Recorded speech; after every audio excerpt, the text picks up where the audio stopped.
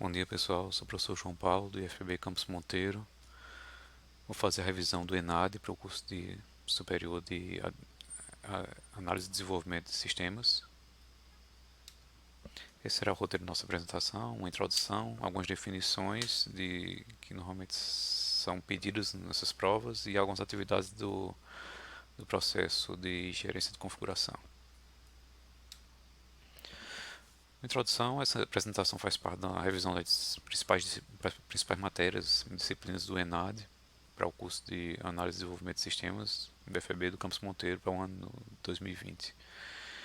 Nessa sequência de apresentações, nós veremos os principais tópicos de gerência de configuração que geralmente são abordados em provas do ENAD. E também usaremos algumas questões de concurso público também sobre esse assunto. A apresentação foi dividida em duas partes. A primeira, veremos os conceitos e definições, que é esse vídeo. E no próximo vídeo, para a segunda parte, nós iremos resolver algumas questões do ENAD e também de concurso. Vamos iniciar os conceitos com gerência de configuração. O que é gerência de configuração? Segundo Pressman, ele cita outro autor, Babbitt, e esse autor define como a arte de identificar, organizar e controlar as modificações no software que está sendo construído. O objetivo é maximizar a produtividade, diminuindo os erros, certo? Essa é uma visão.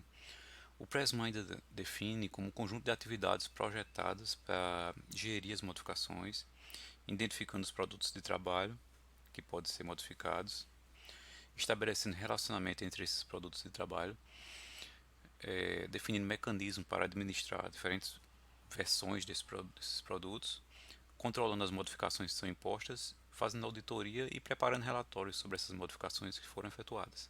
Essa é a definição dele. Ou seja, é um conjunto de tarefas e atividades que nos ajudam a controlar as modificações. As modificações sempre existirão no desenvolvimento, então nós precisamos controlar essas modificações, organizar, precisamos identificar quais produtos de trabalho devem ser controlados, devemos controlar essas modificações. Os relacionamentos devem existir entre esses produtos de trabalho para que nós possamos saber se alterarmos um desses itens, se ele pode influenciar outros itens relacionados a ele. Por exemplo, um código-fonte de um certo componente, nós fizemos alguma alteração nesse código-fonte, temos que refletir o requisito que especifica essa parte desse componente. Ok? Outra definição do outro autor, do Somerville define gerência de configuração como o desenvolvimento e o uso de padrões e procedimentos para gerenciamento de sistemas de software que estão em desenvolvimento. O mesmo autor ainda destaca, declara que a gerência de configuração normalmente ela é considerada como uma parte integrante do gerenciamento de qualidade. Outra definição, configuração. Segundo Pressman, configuração de software é um conjunto de itens que compreendem toda a informação produzida como parte do processo de software. Complementando essa ideia, Somerville informa que configurações podem ser produzidas para diferentes computadores, para diferentes sistemas operacionais ou incorporando funções específicas de determinados clientes. O SUIBOOK, de acordo com o SUIBOOK, as configurações são características funcionalidades e físicas de hardware e software, conforme definido na documentação técnica. Definição importante é o item de configuração. O que é item de configuração? Segundo Pressman, é a informação que é criada como parte do processo de engenharia de software. Para ser mais detalhado, né? Ele pode ser um documento, pode ser, por exemplo, um mapeamento entre tabelas, coluna de tabela e aplicação, código-fonte de determinado componente, arquivos de configuração, scripts de configuração, de criação de banco, script de teste, planos de projeto, de qualidade. Durante o planejamento do projeto, nós devemos decidir quais desses itens serão armazenados e controlados. Não necessariamente todos os itens que nós iremos trabalhar durante o projeto, o desenvolvimento, precisam ser controlados. Ok? Então devemos decidir isso. Repositório. Vamos primeiro fazer uma definição do que seria repositório. Aqui é uma metáfora do armazém, né? Seria exatamente essa a ideia do repositório. Seria um local central onde nós vamos armazenar várias informações de forma organizada e vamos ver aqui um conceito de Prisma. Para Prisma, repositório é um banco de dados que atua como centro de acumulação e de armazenamento de informações de engenharia de software. Ele armazena todas as informações dos nossos artefatos, itens de configuração, e também acumula as várias versões desses itens. As principais operações que nós atuamos quando trabalhamos com repositórios. Aqui tem uma figura que representa bem o nosso repositório, um banco de dados, com várias modificações sendo feitas e inseridas. E aqui um desenvolvedor, um engenheiro que vai precisar fazer uma alteração em um determinado item de configuração. Então a primeira operação que ele faz é obter esses dados, que é o chamado checkout. Checkout é obter os itens de configuração, os artefatos, a partir do repositório para a área de trabalho do desenvolvedor, onde ele pode fazer as modificações dele, né? Uma vez tendo posse desses itens de configuração, ele vai fazer as alterações que são impostas, né? Vai fazer os testes e depois disso ele vai enviar de volta para o repositório para que outros desenvolvedores possam receber essas modificações. Essa é outra operação chamada check-in, enviar as operações do espaço de trabalho do desenvolvedor para o repositório. Aqui nós temos uma outra definição, que é o conceito de versão. Versão, segundo Somerville, é uma instância do sistema que difere de alguma maneira, de algum modo, de outras instâncias. Versões podem conter funcionalidades distintas, o desempenho que foi aprimorado, determinado componente, defeitos que foram corrigidos. Elas podem ter implementação para diferentes configurações de hardware e software. No Swibook a visão é semelhante. Destaca aqui uma versão é uma instância também identificada de um item. Aqui tem um conceito a mais do que o Somerville, que cada versão deve ter um identificador, uma forma de conseguirmos identificar e acessar de forma clara aquela versão. Também pode ser pensada como estado de um item que está em evolução, ou seja, um item, um componente que nós estamos trabalhando, fazendo modificações, à medida do tempo que ele vai evoluindo, esse estado dele, cada estado dele que ele passa é uma versão, né?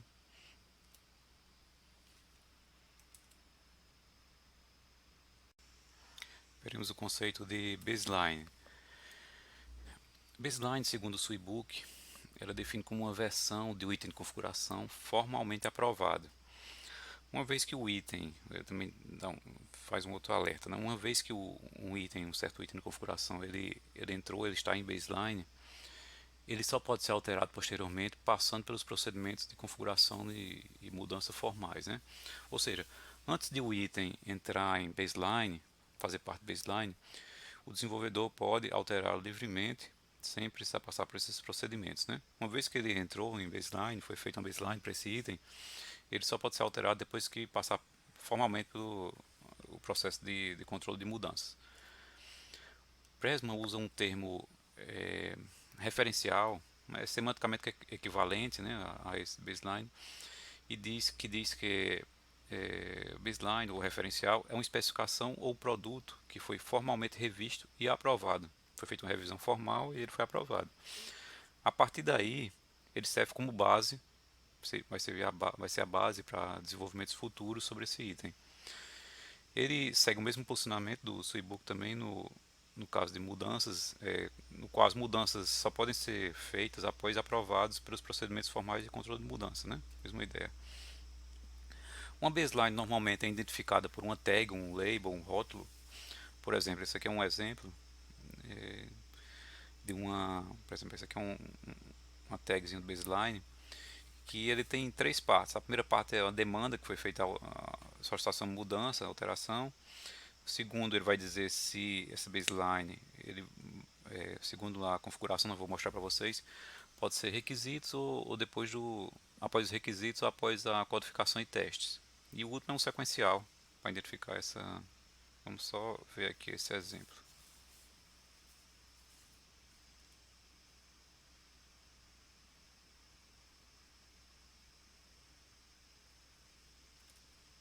Só um minuto, estou acessando aqui esse link.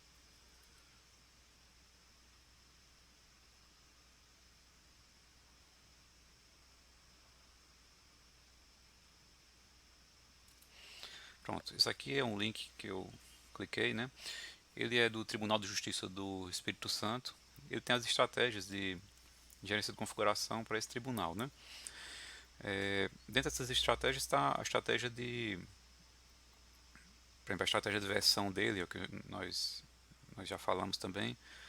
Nesse caso aqui, o padrão dele é esse aqui, ó, XY, ou seja, numeração, né? Um número sequencial iniciado de 1 e o Y, um número sequencial iniciado de 0. Ou seja, 1.0, 1.1, né? Então, como eu já falei de exemplo. E aqui a nomenclatura para a baseline. Como falei para vocês, a primeira parte aqui da nomenclatura é o código da demanda que vai fazer a alteração. A segunda é a fase em que está sendo feita essa alteração, pode ser requisito ou construção e testes, esses dois aqui. Ó. Tem um códigozinho RC e por fim um sequencial, um número sequencial dessa baseline. Ou seja, isso aqui nós vamos definir normalmente no início do projeto, forma preliminar, ou no plano de projeto, se houver. Ok? Deixa eu voltar aqui agora para a apresentação.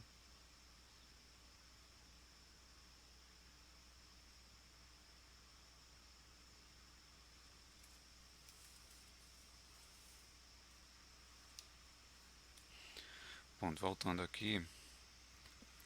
Outra questão também sobre baseline é que baseline também nós podemos ver a baseline como uma espécie de snapshot ou uma fotografia estática daqueles itens de configuração.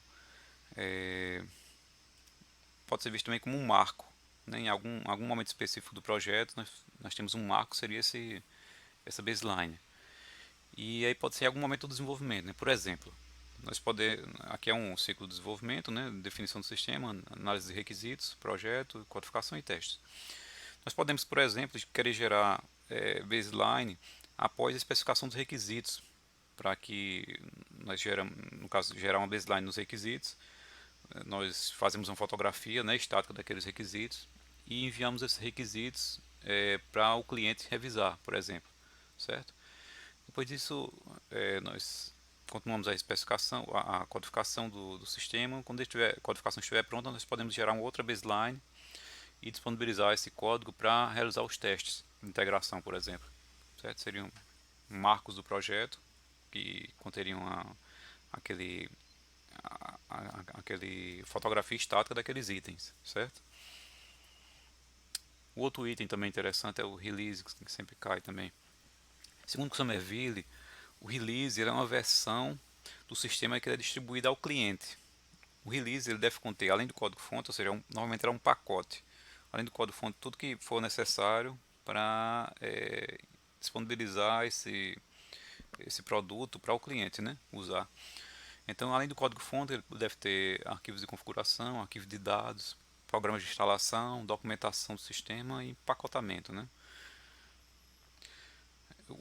A release normalmente ela é identificada também no repositório por uma tag, um label também, e aí deve-se definir como é que vai ser o padrão. Né? Nesse caso aqui, por exemplo, o padrão começa com R de release, em seguida vem o nome do projeto e aqui a versão, né? 1.00, 1.1, certo? Um exemplo. O release ainda tem, segundo o Suibook, ele tem um conceito semelhante. Ele informa que se refere à distribuição de itens de configuração fora das atividades da equipe de desenvolvimento. Dessa forma, pode existir tanto um release interno como uma entrega para o cliente externo à empresa, né? Desenvolvimento externo da equipe de desenvolvimento. Ou seja, nesse caso aqui ele tem um conceito um pouco mais abrangente do que o de Somerville e ele já entende o conceito de release para qualquer distribuição fora da equipe de desenvolvimento, né?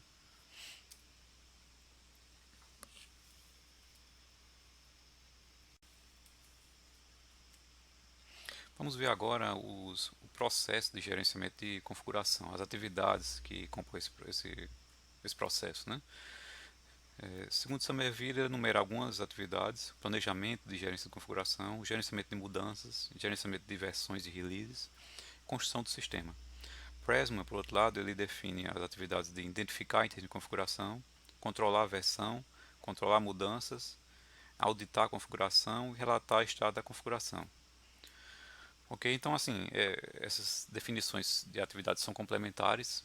Por exemplo, no Somerville, essa primeira atividade aqui de planejamento de gerência de configuração, ele inclui dentro dessa atividade a atividade de identificar item de configuração, por exemplo. É, vamos lá ver essas definições. O planejamento do gerenciamento de configuração, segundo Somerville, descreve os padrões, deve descrever os padrões e procedimentos que devem ser usados para o gerenciamento. Esse plano pode incluir outras informações, além desses padrões e procedimentos, por exemplo, como vai ser feito o gerenciamento do software desenvolvido por um terceiro, né, ou procedimentos sob auditoria. Esses padrões aqui referem-se justamente ao que a gente viu, por exemplo, lá no site do TJ, Tribunal de Justiça do Espírito Santo. Esses são os padrões de como é que nós vamos nomear as versões, como é que nós vamos nomear as baselines, releases, e quais os procedimentos que deverão ser seguidos para fazer modificações, por exemplo, no sistema. Né? Então, todo o planejamento vai estar nesse plano. Pode ser formatado nesse plano, como eu falei, um esquema de versionamento, né? O uso, por exemplo, se o projeto vai usar Brent, o esquema de Brent, quais são as ferramentas que darão suporte ao gerenciamento de configuração. E uma outra parte importante desse planejamento, também descrito no Suibook, é a definição das responsabilidades. Ele determina quem será responsável pela produção de cada documento e quem vai ficar responsável também pela sua revisão. Okay? Aqui nós seguimos para a próxima atividade, que é identificar item de configuração. Somerville e Pressman, eles informam que devem ser definidos os itens de configuração que serão controlados, como eu falei para vocês no início, né? Que nem todos os itens de configuração, nem todos os itens, artefatos que nós trabalharemos no documento, nós trabalharemos durante o desenvolvimento, precisam ser controlados, né? Então, nesse início aqui, nessa atividade, nós devemos definir quais os itens serão controlados, né? E qual o esquema de definição de nome para esses itens de configuração, para que nós possamos claramente identificar o item de forma não ambígua, né? Somerville destaca que deve formular um esquema de nomes de forma a atribuir um nome único, né, como eu falei, para os documentos. Nesse caso, pode-se definir um esquema hierárquico de nomes. Aqui é uma figura do livro dele, onde ele define aqui um projeto, por exemplo, PCL Tools, e esse projeto tem vários módulos, compile, bind, edit e tal. Dentro de cada um desses módulos existem os componentes, form e o subcomponente query, por exemplo. Então, se eu quiser nomear esse componente aqui, query, eu teria aqui percorrer toda a árvore e descrever isso aqui no nome dele. Um exemplo seria esse. Seria PCL Tools, Edit, Form, Query. Isso aqui seria o nome desse componente, certo? E aí nós teríamos uma identificação única dele. Aqui é uma outra visão, né, semelhante. Nós podemos especificar para cada tipo de documento, de item de configuração, por exemplo, especificação. Ele tem um tipo de especificação, né? Para o nome do projeto A. Então, o nome desse item seria a junção, né, do projeto e o tipo. No caso, um programa fonte, né, ele seria o tipo programa fonte e teria também aqui o nome da rotina do componente, né? Então, o nome desse componente completo seria o projeto, o tipo programa fonte e o nome do componente, né? Ok? Então, outra atividade, controlar a versão e release. De acordo com Somerville, o controle de versões e release preocupam-se com a identificação e manutenção da rastreabilidade das versões do sistema. O autor ainda destaca que deve haver uma maneira não ambígua de identificar cada versão do componente. Uma das formas de se fazer esse esquema é, por exemplo, numerando as versões de forma sequencial. Né? Tá aqui essa ideia. Por exemplo, o sistema começa na versão 1.0, a partir daí vai para a versão 1.1, 1.2, e aqui ele pode saltar já para uma versão, tem uma grande alteração, ele pula para a versão 2.2, por exemplo. Então você vê que esse tipo de esquema ele é bem flexível. Nós podemos, a partir de 1.1 e 1.1.b, uma pequena alteração, e a partir daí 1.1.1, certo? Então, assim, cada versão ela vai ser única. Se eu quiser ter todos os itens na configuração da versão 1.2, Então ela de forma única está aqui. Esse é um esquema que é muito usado.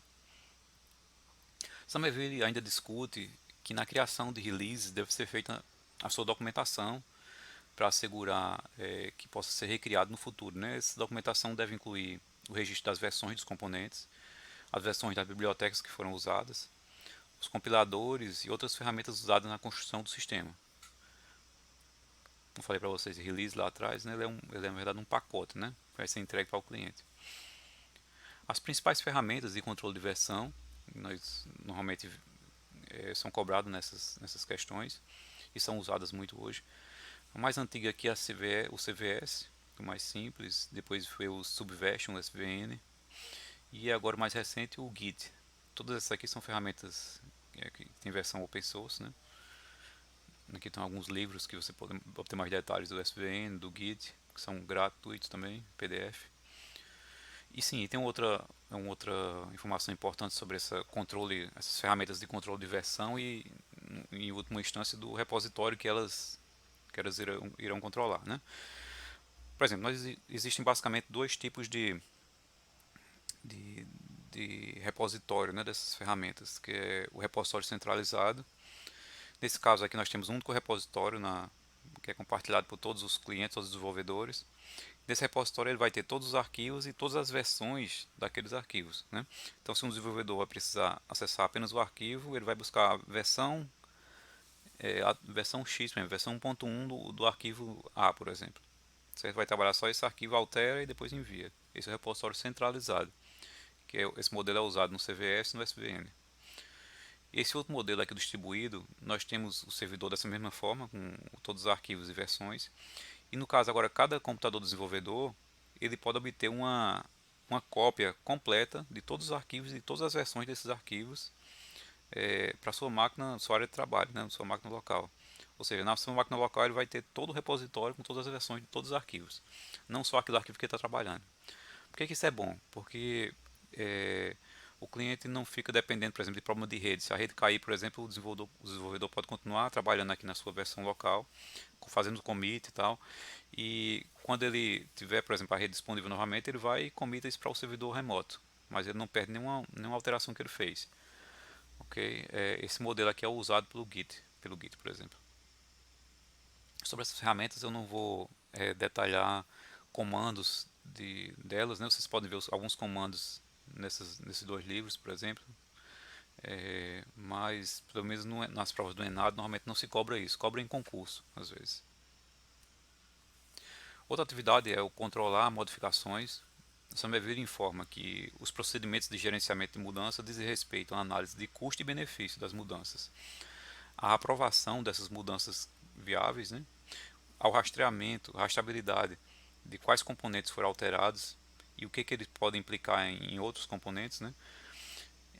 Algumas ferramentas que podem dar apoio a essas tarefas são, por exemplo, o Bugzilla e o Trek. São duas ferramentas open source também, muito usadas. Então, isso aqui é o procedimento. Vamos ver aqui a ideia dessa atividade. Tem dois autores, o Presmo e no seu e-book, tem um entendimento semelhante, né? Com algumas diferençazinhas. Vamos ver aqui primeiro o Presmo. Isso aqui é o fluxo, o processo de controle de mudanças. Ele inicia com a necessidade de mudança que o cliente reconheceu, né? Ele faz o pedido dessa modificação. Normalmente existe um formulário, algum meio de comunicar essa solicitação de mudança. Normalmente na literatura se chama como formulário de solicitação de mudança. E aí essa solicitação de mudança, o desenvolvedor vai fazer uma avaliação inicial, se ela é viável, se ela não está duplicada, se existe alguma outra solicitação de mudança semelhante, né? Vai gerar um relatório sobre o custo, os impactos dessa alteração. E aí, esse relatório ele vai seguir para normalmente a gente chama de comitê de controle de mudança. Aqui ele está chamando de autoridade de controle de modificação, né? Mesma coisa. Um conjunto de pessoas, normalmente o gerente de projeto, algumas pessoas interessadas, né? Alguém da área de infraestrutura, ou área de negócio, ou cliente também pode estar presente. E eles vão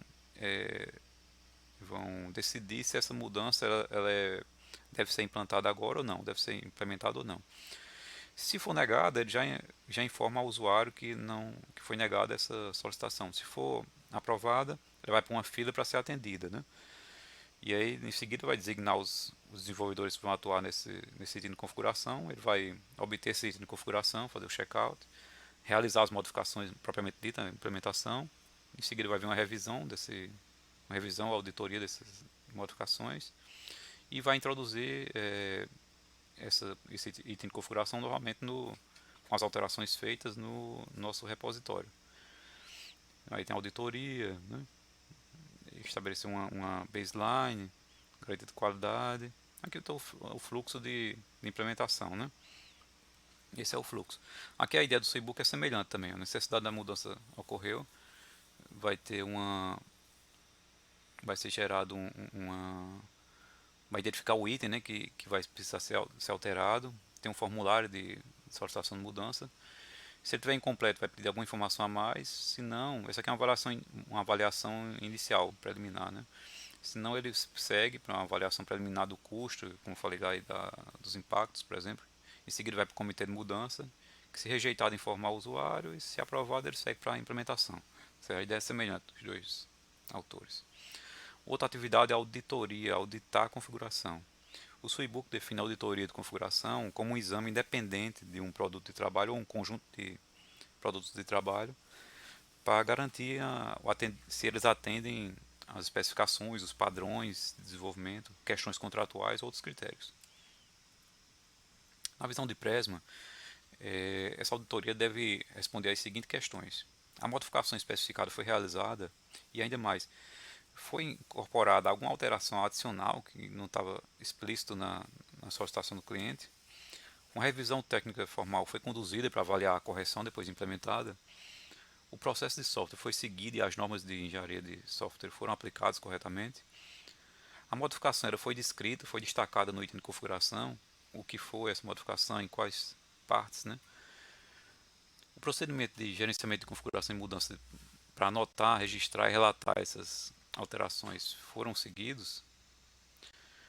E por fim, nós temos o relatório de estado de configuração, né? Segundo Presma, ele usa aquele fluxo que nós já vimos do processo de controle de mudanças para obter as informações, e aí gera como se fosse um histórico de todas as alterações que houveram em determinados itens, né? Vamos voltar aqui no outro slide. Pronto, é esse fluxo aqui. A partir de, por exemplo, se a modificação foi solicitada alguma vez, então ele vai ter lá um relatório: foi solicitada, foi rejeitada, ou então foi aceita, gerou uma nova versão, uma baseline nova. Todas as informações aqui vão servir de base para o relatório de estado de configuração.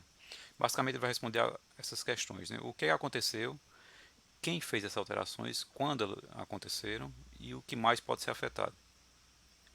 Por fim, a última atividade aqui de Somerville: construção de sistemas. Ele define a construção do sistema como um processo de compilação e ligação de componentes no programa que executa determinada configuração definida. Nesse ponto, nós temos algumas ferramentas para auxiliar na construção. Por exemplo, no mundo Java, nós temos o Maven e o Ent. Temos muitas outras, né? E a seguir, para ilustrar, vamos mostrar aqui um pipeline de construção e entrega. Isso é uma linha de montagem, como fosse uma linha de montagem para automatizar a integração, a produção construção do sistema e entrega. Aqui está um exemplo, a figura desse artigo. Aqui é uma ferramenta que se usa muito hoje em dia no desenvolvimento ágil, né, principalmente, que é o Jequin. Ele é uma ferramenta de controle de integração contínua e de entrega contínua. Então ele inicia esse fluxo quando o desenvolvedor termina de concluir alguma alteração, faz um commit no servidor remoto do repositório do Git. Essa ferramenta ele identifica que houve uma alteração e começa a construção do sistema, o build, né, que a gente chama, usando a ferramenta, por exemplo, aqui no caso o Maven. E aí nessa construção ele pode fazer várias coisas, por exemplo, checar o código, ver se existe algum erro conhecido que está naquele código, fazer uma análise mais qualitativa do código, ver se existe alguma possibilidade de erro, né? Gerar documentação automática. Depois de tudo isso aqui, ele construiu o sistema e ele pode armazenar o binário desse sistema, os documentos dele, em algum repositório. Por exemplo, aqui é um exemplo de um Nexus, uma ferramenta que armazena binários e outras bibliotecas. E pode até disponibilizar já essa versão no ambiente de produção, por exemplo, na nuvem, aqui na Amazon. Ok, pessoal, então aqui a bibliografia que nós usamos: Pressman, Somerville, o seu e-book, um artigo do DevMedia e um outro artigo que mostra esse pipeline, ok? Esse é o final daqui da nossa parte 1. No próximo vídeo nós veremos a resolução de algumas questões.